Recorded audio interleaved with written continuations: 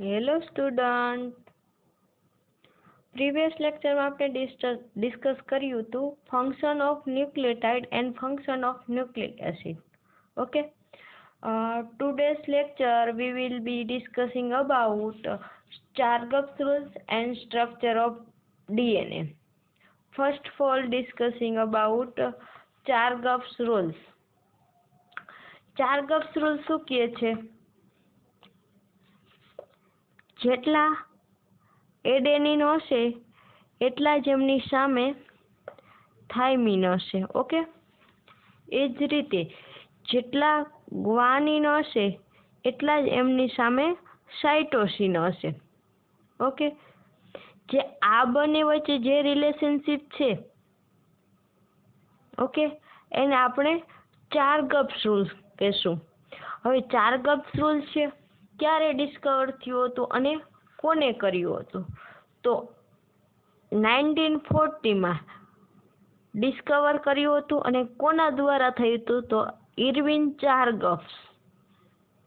Okay, ચાર્ગફ્સ સાયન્ટિસ્ટના નામ પરથી એ રૂલ્સને આપણે ચાર્ગફ્સ રૂલ્સ નામ આપ્યું. જો A = 2T, C = C. એ જ રીતે પિરિમિડિન = પ્યુરિન. પિરિમિડિન એટલે AT, purine means CG. Okay, next, structure of DNA.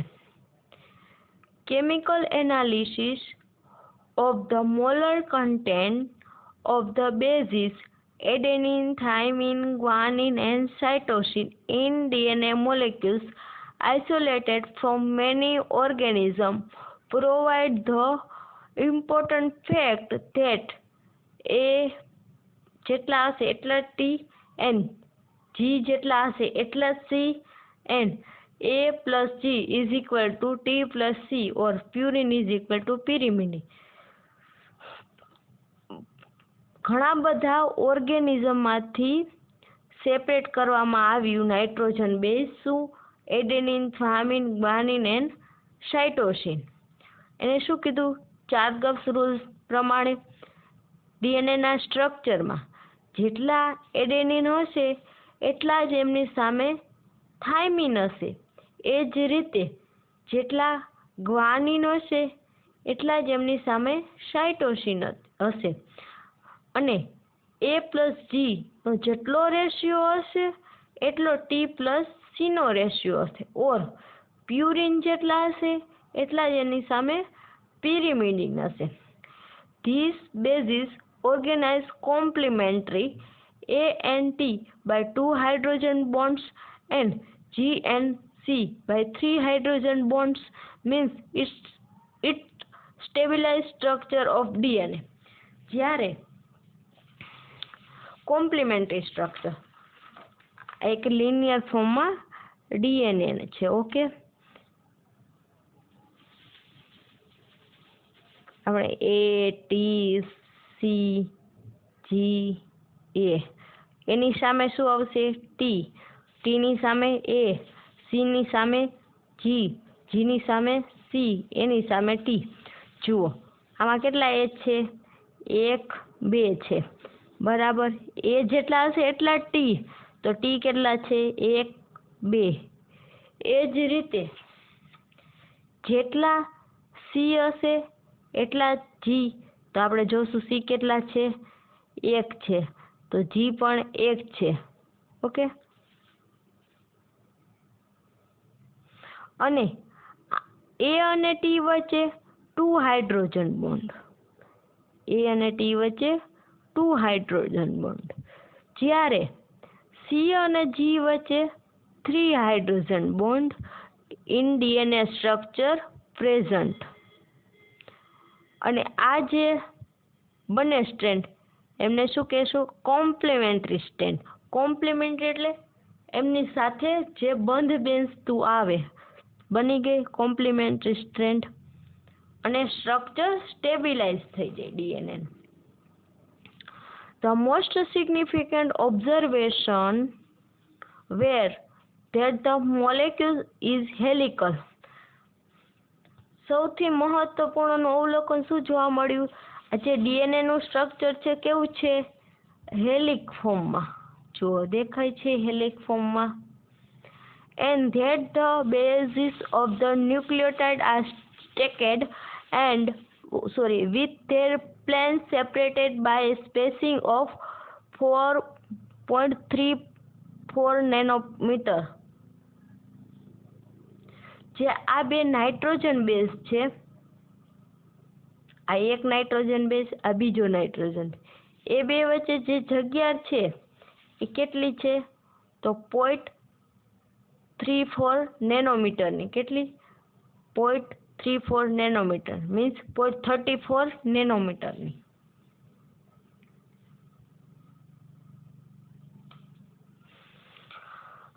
DNA structure કોને શોધ્યું હતું? તો વોટસન એન્ડ ક્રિક મોડલ. એમને ડીએનએ સ્ટ્રક્ચર શું કહેવાય? Watson and Crick model. ક્યારે શોધાયું હતું? 1953માં. James Watson and Francis Crick combined chemical and physical data for DNA with a features of the X-ray diffraction diagram that suggested that two helical strands are present in DNA and showed that the two strands are coiled about one another to form a double-stranded helix. બે scientist હતા, James Watson અને Francis creek. એમને શું કર્યું હતું? DNA ના data માટે physical અને કેમિકલ ડેટાને જે એક્સરે ડિફ્રેક્શન ડાયાગ્રામ દ્વારા એવું કંઈક સૂચવ્યું કે જે આ ડીએનએ નું સ્ટ્રક્ચર છે એ ડબલ હેલિક્સ સ્ટ્રેન્ડ ડીએનએ ના સ્ટ્રક્ચરમાં પ્રેઝન્ટ છે, અને એ સ્ટ્રેન્ડમાં શું જોવા મળ્યું? આ જે સ્ટ્રેન્ડ છે એ કોઇલ એટલે ગૂંચળાકાર કે રીતે છે? એકબીજા સાથે જોડાયેલી છે. ઓકે, અને એ સ્ટ્રેન્ડને શું કહેવાય? ડબલ સ્ટ્રેન્ડેડ હેલિકલ્સ કહેવાય. ઇન ધીસ મોડલ એટલે આ મોડેલમાં the sugar phosphate backbone follow a helical path at the outer edge of the molecule. જો ઇન ધીસ મોડલ, તો આ મોડલમાં સુગર ફોસ્ફેટ જે બહારની સાઈડ છે, બરાબર, અહીંયા શું પ્રેઝન્ટ હશે? Sugar phosphate molecules. જ્યારે આ સેન્ટર પાર્ટમાં શું પ્રેઝન્ટ હશે? Nitrogen basis. Okay, the bases of one strand are hydrogen bonded to those of the other strand to form the purine to pyrimidine base pair A સાથે T અને G સાથે C. હવે શું કહે છે ને, આ પ્યુરિન એન્ડ પિરિમિડિન એ રીતે પેરમાં જોઈન્ટ હશે.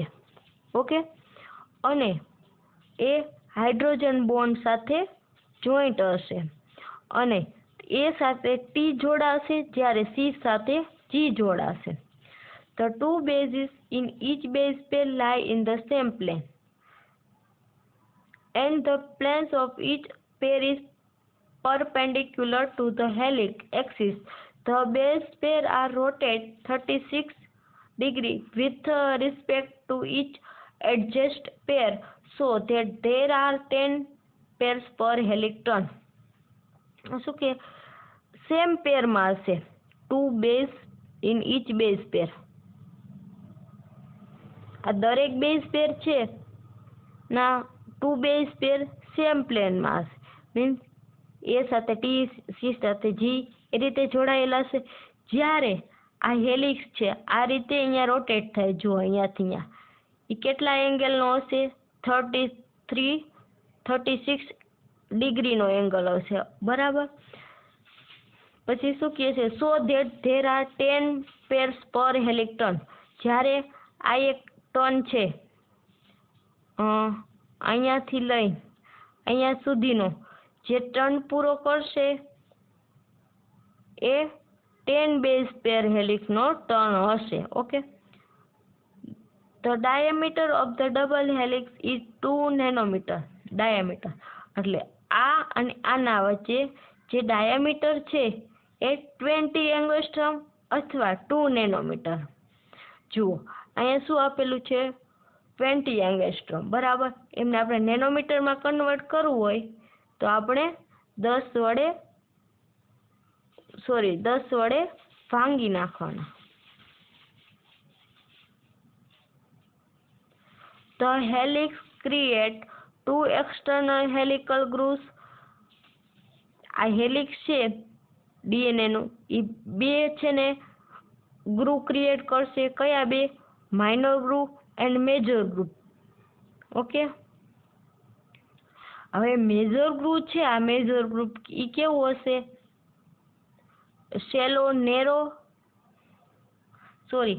મેજર ગ્રુવ છે ડીપ વાઇડ એટલે ઊંડું હશે. ઓકે, અને જ્યારે મેજર ગ્રુવ છે માઇનર ગ્રુવ છે શેલો નેરો હશે. ઓકે, આ મેજર ગ્રુવ છે ઈ શેલો અને નેરો હશે, ઈ પતલું હશે.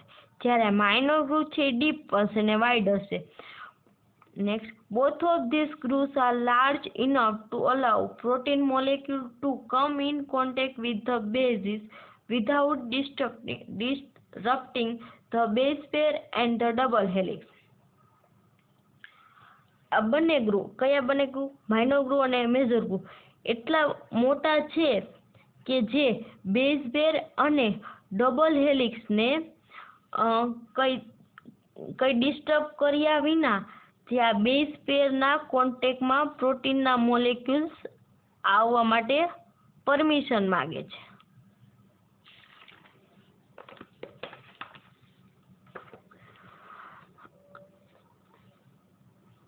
Double helix shown in figure is a right-handed helix.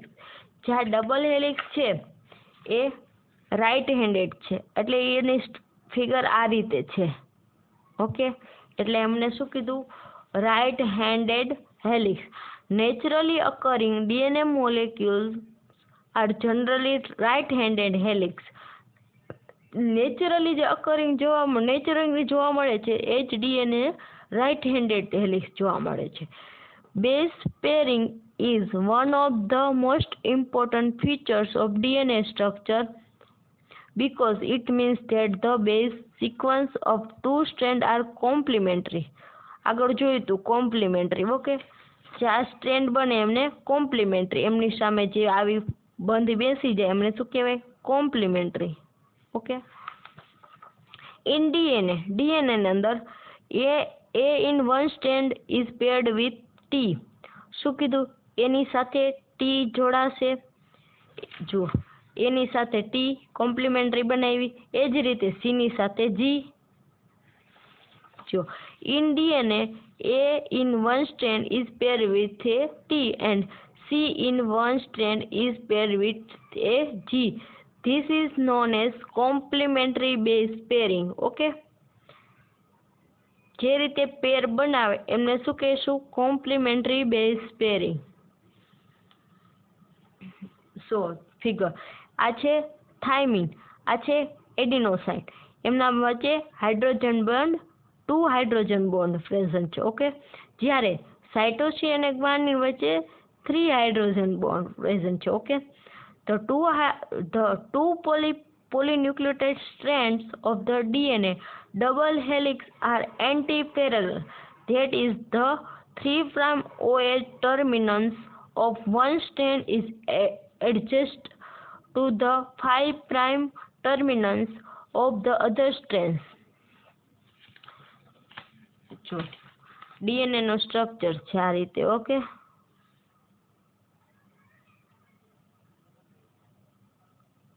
શું હોય? 5' 3', 5', 3'. એક સ્ટ્રેન્ડ 5' to 3' હોય, એક સ્ટ્રેન્ડ 3' to 5' હોય. ઓકે, તો અહીંયા 5 પ્રાઇમ કેમ શું કીધું? 5 પ્રાઇમ પર ફોસ્ફેટ ગ્રુપ ફ્રી હશે એટલે અમને 5 પ્રાઇમ કીધું. જ્યારે 3 પ્રાઇમ પર OH ગ્રુપ ફ્રી જોવા મળશે એટલે આપણે શું કીધું? 3 પ્રાઇમ.